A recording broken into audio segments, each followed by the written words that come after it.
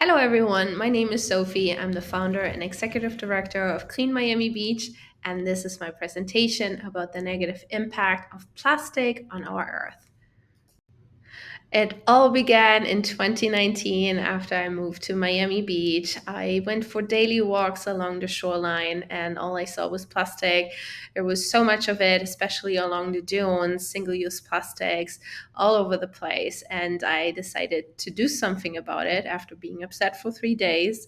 And I met somebody else also picking up trash. I connected with her, and we decided to go once a week after work and pick up trash together and see where this goes. So we did. And in this picture here, you can see my friend Catalina and I of our first cleanup. We were so shocked and excited that we picked up all of this trash that you can see in this image. And we thought, okay, well, let's go again next week.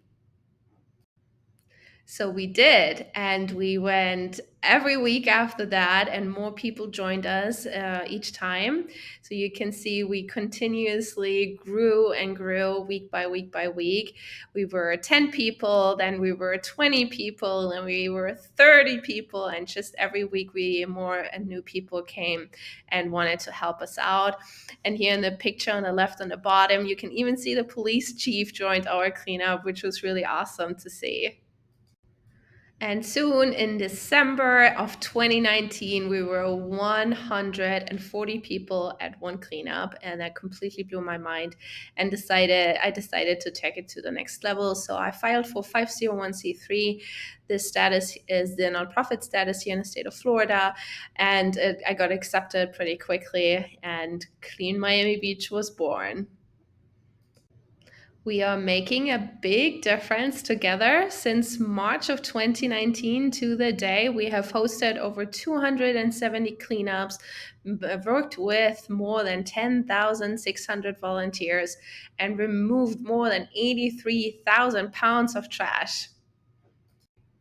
The images you see here in the background is all the same location. That's the Julia Tuttle Causeway. And we have been multiple times there now, but every single time we go, we find so much trash and a remarkable high amount of trash. So you can see it's over 1,100 pounds, 3,100 pounds, 2,700 pounds. So this location is impacted a lot since it's not really an official location to be, and the police and AFDOT, it's very challenging for them because it's just so many people that go there, hang out there, have a good time there, but leave their belongings behind. And we also get a lot from boat traffic that gets washed ashore, and also from a lot of international trash gets washed ashore here. So yeah, it's crazy to go there. It's very impactful and shows how much waste we're actually creating.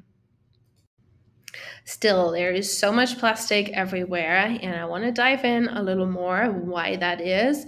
These three pictures in the background, I took them, and they're all here in Miami. And yeah, so let's get to the bottom of it. The history of plastic. When did plastic actually get invented? So, plastic was invented in the late 1800s and then mass produced in during World War II. The rate of production for synthetic plastic has doubled every year since 1950. We have been producing around 9.2 billion tons of plastic. Plastic also was never meant to be recyclable. It was a marketing strategy from the beginning on. Plastic, especially single use plastic, hit the market in a very strong way in the 50s and 1950s. The Life magazine was the magazine how communication was done, how information traveled. We didn't have internet then or cell phones. And in the magazine, it was the title here you can see in the background. So we celebrated single use plastic. It was a revolution. We don't have to do dishes anymore. We can just throw it away. So it was promoted as the revolution, the invention ever, and it was celebrated all over the country. It wasn't just in the magazines; it was everywhere to see. All over the place that we now have single-use plastic and we don't have to do dishes anymore. These two advertisements are so shocking for me to see. How can you wrap a baby in plastic? But the marketing was very strong, and they wanted to showcase that everything wrapped and packed in plastic stays fresh longer. So when we read here, they come fresh, stay fresh longer, less waste, which is interesting because, yes, of course, the produce or food, whatever we package in plastic, stays longer fresh. So we have less waste of the organics, but what happens to the plastic? So it was completely ignored that we are producing more waste by packaging food in plastic. And of course, here is the Dixie Cup, our red solo cups to the day. I want to read this to you. Those were also advertisements in the magazines, and what they wrote here was really crazy to me. No more piled up counters and sinks. No more between meal dishwashing. No more glasses to be dried and put away. No more broken glasses. Handy for the whole family all year round for fruit juices, milk, soft drinks, ideal for outdoors during hot summer month. So you can see that single-use plastic was celebrated as, again, the biggest revolution ever. It was just the coolest thing. This chart shows you how plastic production increased over the years. So from 1950 to 2000, it was very slow, but then it skyrocketed since 2000 to 2020. And now it is even projected to double within the next few years until 2040. And yeah, so 380 million tons of plastic are produced around the world per year. And this is so much plastic. It's unbelievable. So after seeing this last chart, you now know that nearly 10 billion tons of plastic have been produced since 1950. The image here in the background is an actual river in Guatemala. It was recorded in August in 2022, and you can see the river completely turned into a trash river. It is completely filled with plastic. This is caused by having zero waste management, and people just throw their trash, which is mostly plastic, into the river. So over 80% of the world's ocean plastic enter the ocean via rivers and streams, and only 20% comes from marine sources such as industrial fishing nets and ropes. Here again, another recording. This is in Indonesia. Same thing as in Guatemala. The rivers just are the waste management, so everyone just dumps their trash into the rivers. Yeah, both of these recordings are done by the Ocean Cleanup from a Boy and Sled. Again, this is Guatemala in August in 2022. The Ocean Cleanup is an international organization that actually tries to clean up the ocean and installs barriers from like trash fences so that all this trash doesn't enter the ocean in the first place. Another close up from an ocean scene. One garbage truck of trash enters the ocean every minute of every day. There is an island of trash in the middle of the Pacific Ocean. It's called the Great Pacific Garbage Patch, and it's twice the size of Texas. The map here in the background is a map of the United States of all rivers and streams. It shows that everything is connected. So no matter how far inland somebody lives, their trash can still make its way into the ocean. Everything is connected. In this map, you see Miami-Dade and Broward's waterways. Even here, you can get a better understanding of how everything is connected. So same here, we can live far inland, away from the coast, and our trash can still make its way into the ocean. So what happens when it rains is that all the trash that is littered in the street washes automatically right through our storm drains into our bay and into our ocean. There's no filtration or gutters and that would stop pollution from going into the ocean. This is what happens when the trash comes from the drains. They go straight into the water. Right, Sophie? Yeah, that's exactly right. This is where all the street litter ends up, right there. Mm-hmm. There it is.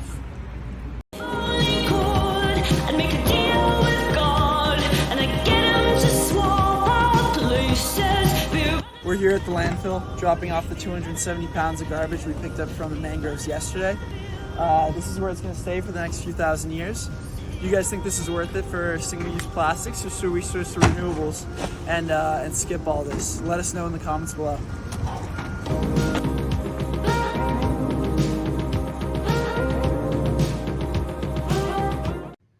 In 2017, and that's the current data we have, the total waste in Miami-Dade County is over 5 million tons of trash. That's equivalent to 25,000 planes of the type A747. So this is how much trash we're producing here in Miami-Dade County. And I'm pretty sure this has increased since 2017. And now we even have a bigger problem because our incinerator, that was a waste to energy plant where we burn the trash and at least produce electricity off it, has burned down. So we can no longer burn our trash, which is not a very environmental solution either. But now we have all this trash go to landfills, and over 90% of the landfills in Miami-Dade County are already at max capacity. So we need to figure out new solutions. So most likely we will ship our trash out of the state, out of the definitely district, because we have no more space. The effects of plastic on our environment. Plastic is made from fossil fuel and it never biodegrades. It breaks only into very small pieces called microplastics. They secrete toxic chemicals into the earth and they photodegrade. So it just really break into smaller and smaller and smaller pieces. In the image in the background, you can see polystyrene, also known as styrofoam. And I'm sure you know these little beads when you unpack a new electronic device. These beads just go everywhere, and they are the worst form of plastic. They never degrade, they never get smaller than these beads. So it's very bad for the environment because also animals ingest them so easily, especially animals that live in the water and need to come up to breathe. They leave their mouth half in the water line. So the styrofoam beads directly flow into their throat. In this picture, you can see a heron. I took this photo myself. This was on my boat dock. And this heron has fishing line around his beak and neck. So he was unable to actually go fishing. His beak couldn't open anymore, and he also could not extend its neck. So sadly, he died. So marine life is very, very, very badly affected by plastic pollution. They simply cannot tell the difference between plastic and food. So they eat it, they get a terrible stomach ache, and they don't survive. And entanglement from fishing line, but also from strings from balloons, is a huge issue. If you haven't watched the movie Albatross yet, please do so. This is a shocking scene here where mothers feed their chicks with plastic. This is sad reality, and this is happening all over the world. This baby sea turtle was found near Boca Raton in Florida in 2022 in August. The gastrointestinal tract was full of 344 pieces of plastic, and this is unfortunately how this baby sea turtle died. Here's another very sad story. This baby sea turtle right here also died because of almost 900 pieces of plastic in its stomach. Turtle was a little smaller than a area of my hand palm, and also here in Florida in December in 2022.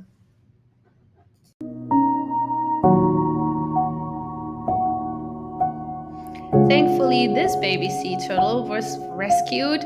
Those who found her were able to remove the plastic from her body, and she successfully made it into the ocean. Sadly, only 1 out of 1,000 hatchlings make it to adulthood in the the first place, and now we're even adding plastic to it, so it's even less than 1 out of 1,000. Did you know most of the sea turtles love to eat jellyfish? And underwater, a jellyfish looks just as like a plastic bag. So turtles cannot tell the difference between plastic bags and jellyfish. They mistake it and they accidentally eat it. It's very, very sad. Scientists even found out that plastic smells like jellyfish. Here you see a sperm whale found in Key West in 2022, also washed ashore dead, and scientists did a autopsy on the whale and found so much plastic in it. One of the images here on the bottom was also from the content of the stomach, but there was a lot more. So the entire stomach was full of plastic. This photo was just sent to me in February 2023. It is a hermit crab. On the right-hand side, you see where the hermit crabs actually live in. They use seashells as their house. But on the left side, this hermit crab found a plastic cap now as their house, because it's just there and it's everywhere. So they don't even have natural homes anymore. Yeah, so the ratio between plastic and fish was a little different in 2014, and now it's projected in 2050 that there will be more plastic than fish in our ocean by weight. Microplastics. So, plastic is designed to last forever. It only breaks down into smaller and smaller pieces called microplastics. Every plastic piece that is smaller than 2 millimeter is considered microplastics. So, the large picture in the middle and the top right picture, I took those photos. The one in the middle is on MacArthur Causeway in Miami Beach, actually. It shows broken down plastic that with every tide coming in, more plastic gets washed ashore. The picture on the top right is a beach walk, just a normal Monday morning beach walk or any day beach walk. This is how much I find just by walking a few meters. And the next day it's right back again. And on the bottom right picture, you see this is microplastics, this photo, and scientists even estimate that we eat and consume a lot of it. It is already now in our air, it's in the food we eat and the water we drink. It gives you a better understanding of how small plastic can break down. There are now more than 170 trillion pieces of plastic in the world's oceans. That's 2 million pounds of plastic, also equals to 21,000 pieces of plastic for every person on Earth, and also equals to 850 times more than there are stars in our galaxy. How plastic affects us. Scientists estimate that we eat 1 credit card worth of plastic every week. That also equals to 1 Barbie per year, which is also pretty shocking. Microplastics has also now been found in human blood. And the picture on the right-hand side is actually from us. We found a pinch of blood at one of our cleanups. This chart shows you how we eat, drink, and breathe microplastic. And you can see bottled water that comes in a single-use plastic water bottle is really, really high. So please stay away from every single-use plastic bottled water. Please refill your water into a reusable aluminum or glass bottle and drink from that. Microplastics has even been found in the placenta of unborn babies. So, what can we actually do? We can always reduce, refuse, repurpose, reuse, and our very last option is recycle. Ask yourself if you really need that single use plastic item. Invest time and effort into lifestyle changes. Be more mindful. Learn how to reuse the things we already have instead of creating more waste.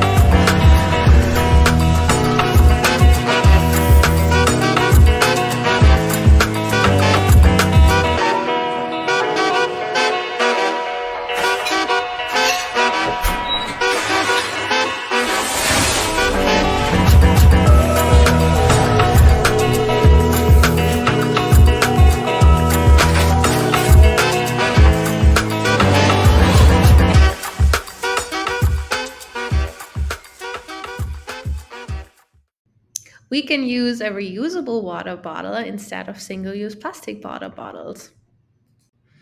I even bring my reusable cup anywhere I go, a friend's house, pool party, beach.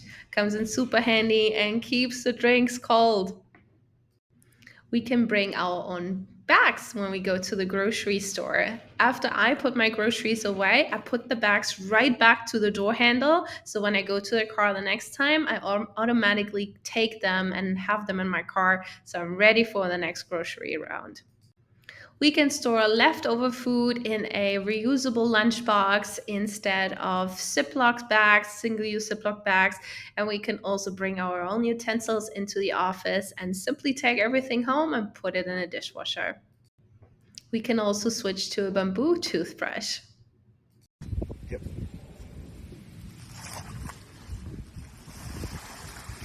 Hey guys, whenever you have parties in Miami and the winds are coming from the east, these balloons land over here in the Everglades and the alligators eat them.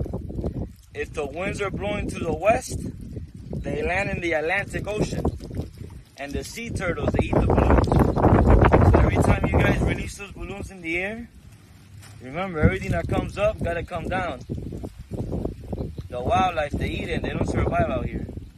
So don't let the balloons go up in the sky, guys. Before I dive into this previous slide, I just want to add, please, any party, any gathering, we don't need balloons. We can have beautiful paper decorations. Just type it on Google. There's local stores that sell them. You can obviously also get them on Amazon. Please buy paper decorations instead of balloons, and definitely never let them go.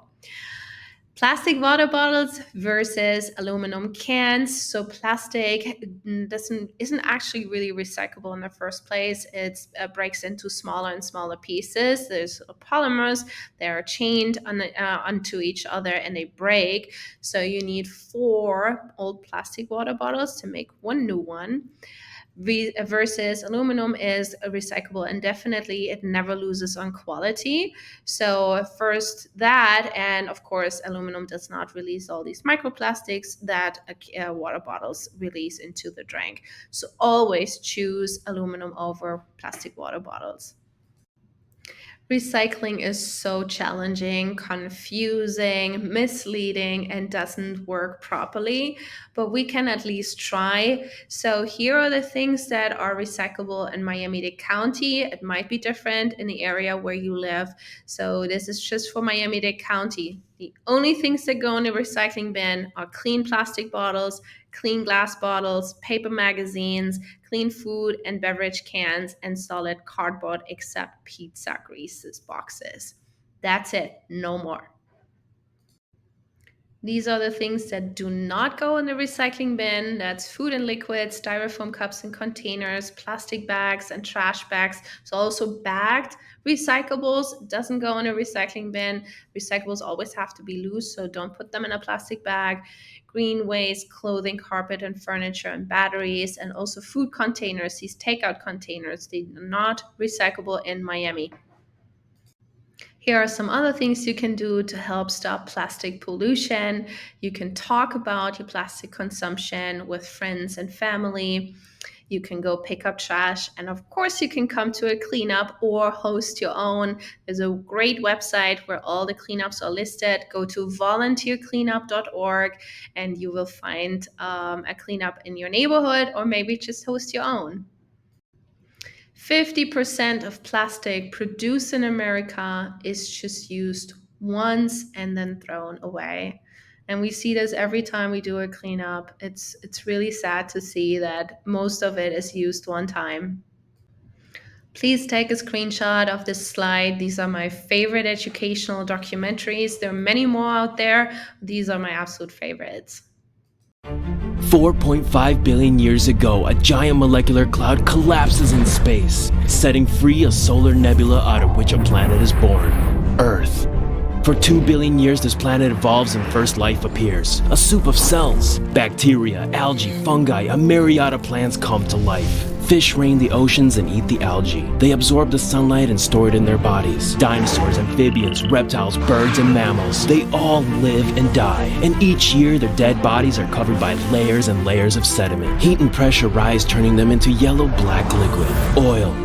Humans arrive, and with them, geologists. They study for years to find the oil and build rigs in remote places. Giant pumps extract the liquid, and it's shipped across the oceans. A refinery now cracks it open, and once again it travels. A factory then binds the compounds and turns them into plastic pellets. Stored in big containers, around the world they go. Liquefied, they're molded into the shape of a beautiful spoon. The spoon drops and cools off to harden. Wrapped in plastic, it is put into a box, and the box is put on a pallet, and the pallet is put into a container, and the container is put on a truck, and the truck drives to a port, where the container is put on a ship. And ship, the spoon arrives 6,000 kilometers around the world, where it is picked up by a merchant who puts it on a truck and drives it to a store, where it's placed on a shelf in a temperature-controlled room, where it sits for 2 months until you select it and pay for it with the money you've worked hard for, and you drive the spoon home, which is where you are standing right now with the spoon in your hand. Now tell me, do you still think it's too much effort to use a metal spoon that you just have to wash?